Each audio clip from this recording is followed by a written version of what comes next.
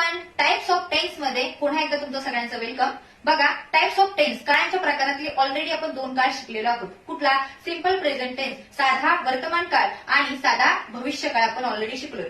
आज आपण शिकणार आहोत तिसरा प्रकार, सिंपल फ्युचर टेन्स म्हणजेच साधा भविष्य काळ. ओके, साध्या भविष्य काळात काय होतं? साध्या भविष्य काळामध्ये एखादी क्रिया घडणार आहे म्हणजेच ऑब्व्हियस भविष्य काळ होणार आहे, एखादी क्रिया घडणार आहे हे दर्शवण्यासाठी आपण सिंपल फ्युचर टेन्स साध्या भविष्य काळाचा वापर करतो. मग वाक्याच्या शेवटी काय येणार? वाक्याच्या शेवटी येणार काय येणार? ल, उ, न आणि नार म्हणजेच एखादी घटना घडणार. ओके, बघा सूत्र काय? Subject plus will plus verb one plus object. इथे आपण क्रियापदाचं पहिलंच रूप वापरणार आहे. इकडे बघा, फॉर एक्झाम्पल मी ऑलरेडी घेतलं होतं, मी जाते, मी गेले, आज मी जाईन. कसं होणार?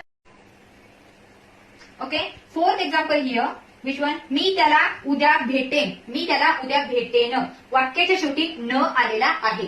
सो कसं होणार? How it will become? बघा, I will meet, to meet म्हणजे भेटणे, आय विल मीट हिम म्हणजे त्याला tomorrow. Okay, again fourth example here, तो उद्या 10 वर्षाचा होईल, तो उद्या 10 वर्षाचा होईल, भविष्य काळ आहे.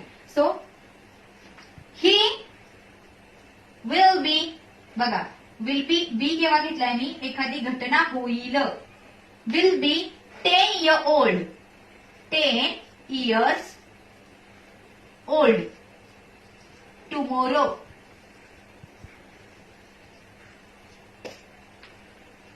आता तुम्ही मला कमेंटमध्ये सांगा, आपला क्लास